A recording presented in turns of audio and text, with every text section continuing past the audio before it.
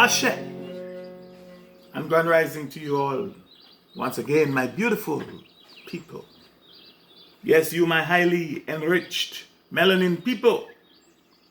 You, the Earth's original and organic humans, aka my fellow Africans. Yes, it is I, the Mystic Philosopher. And yes, it is evident that I am back with you. I'm still here with you on this side of reality, and welcome back to the Mystic P is talking again, aka under 15 minutes with I, the Mystic Philosopher, and this is episode 29. Now back to the topic of discussion, stress on the mind, or more correctly, the impact that this thing that we human call stress is having on this thing that we human also call the mind. And yes, I'm still talking about the word want and its relationship to the word stress, or the words stress, money, and unhappiness. And I'm still emphasizing the want equation that I spoke to you about in earlier episodes, where I pointed out that from my perspective, want is equal to money, which is equal to stress, which is equal to unhappiness. Now, so in my last episode, I told you that we are all like animals. I explained why, and I explained why. I didn't call you animals or call people animals, and didn't explain why. I also told you that the only thing, from my perspective, the only thing that separates us from the rest of the animal hierarchy, or the animal domain, or aka the animal kingdom, is our brain power, which is also known as our intellect or our intelligence.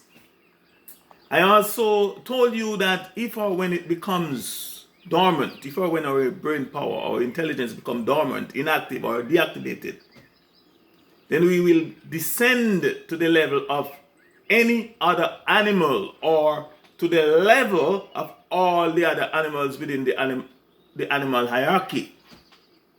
That we sometimes, the animals that we sometimes boastfully look down on as being inferior to us as a consequence of their intellect less. In fact, the evidence will show that some of us can get really offended and sometimes even extremely violent and aggressive if or when we are called an animal or animals, or aka livestock. When we are called livestock, some of us can get real mad. And some of us don't even know, and nor can they understand that by their violence and aggression, they have literally become and are literally behaving like the animal that they are being called and compared to, simply because of their dormant, inactive, or deactivated brain power, aka their intellect. And I also gave you one such animal that we can become like. We can become like it, or that we can be compared to it, or even, or when our brain power, aka our intellect, becomes dormant, inactive, or deactivated, we become like that animal. And that animal was, that I talked to you about in my last episode, the dog. I also told you that it is not the abundance of melanin in our skin and in our bodies, or the extreme lack thereof, or the lack and the extreme lack thereof, that makes us superior, or if you prefer, that makes us higher in rank within the animal domain or the animal kingdom, but that it is our activated brain power and our ability to use it wisely and with integrity. And on this point, I will have much, much more to say further if these talks continue. So almost none of us humans likes to be called an animal or to be compared to an animal, let alone wants to be called an animal or compared to an animal. Even though among us even those among us that are functioning from the paradigm of want. They want everything, but they don't want to be called an animal or to be compared an animal, to an animal. They will want almost everything that they can or that they may think of, but they don't want to be called or to be compared to an animal. Any animal for that matter. And why? It is because inherently, if you will, or instinctively, or if you wish, intuitively, we think or we believe that we are superior to them meaning to other animals. And please note that we know that we are not superior to any other animals because of our physical capabilities. We are not superior to the elephant because we're stronger than the elephant, but only because of our mental and intellectual capabilities, which I've talked about earlier. For example, almost no sensible man likes to be called a dog. And why? It is because inherently or instinctively or intuitively he knows, and he knows of a fact, that in order for him to be truly likened to a dog and be called a dog, he would have to have fallen from the status of being a human, aka a thinking man, to be called a dog. And as a consequence, he has now descended to the level of a thinking less animal, or even to the level of a non-thinking animal whose behavior he naturally abhors. And the same is true for most, if not almost all women. No sensibly, from my perspective, no sensible woman likes to be called a bitch, which, for your information and by meaning and definition, is also a dog, or more correctly, a female dog. And why? It is because inherently or instinctively or intuitively, she knows that in order for her to be truly likened to a bitch and truly be called a bitch, she would have to have fallen from the status of being human, aka a thinking human, and as a consequence, she has now descended to the level of a thinkingless animal, or even to the level of a non-thinking animal whose behavior she naturally, while in her natural state and functioning as a natural woman, she abhors. And the same is true of a monkey, a baboon, a snake, you name them, because it is by their fruits, meaning by their behavior, aka their inherent characteristics, that is how we know them.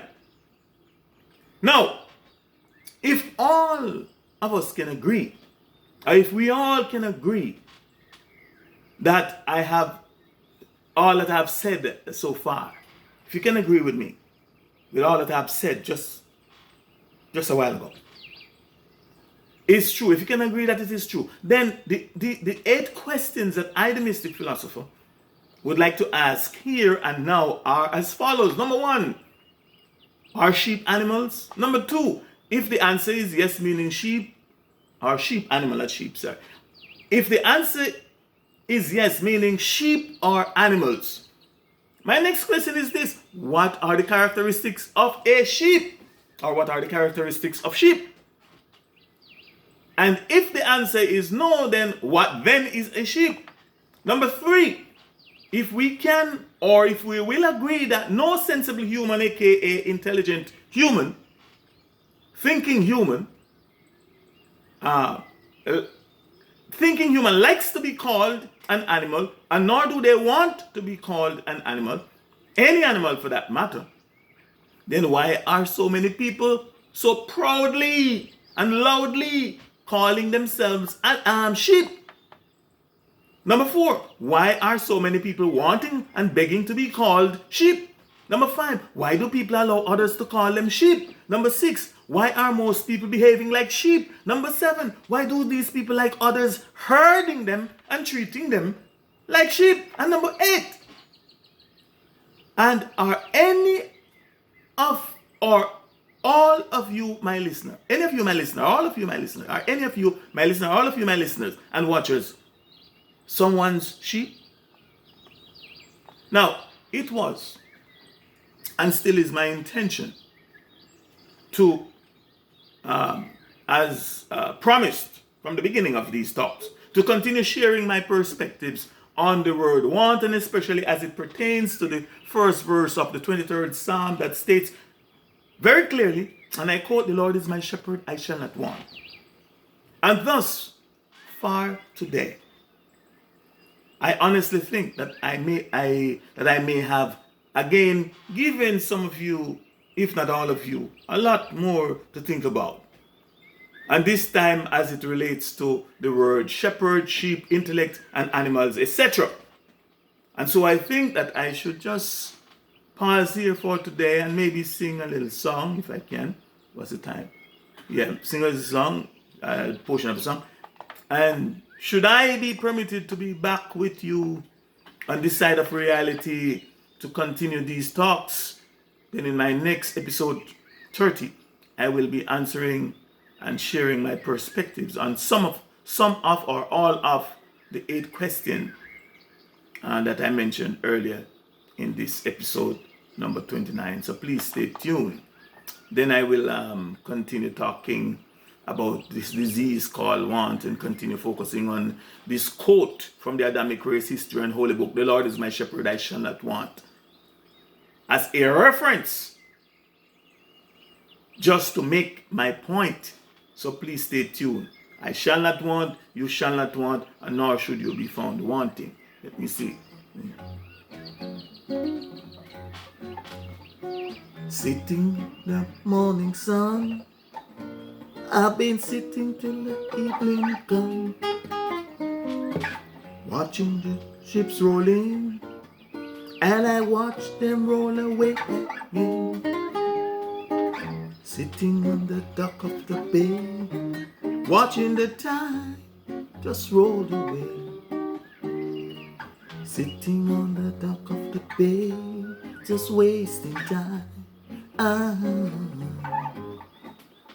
I left my boat in Georgia, headed for the Cisco Bay.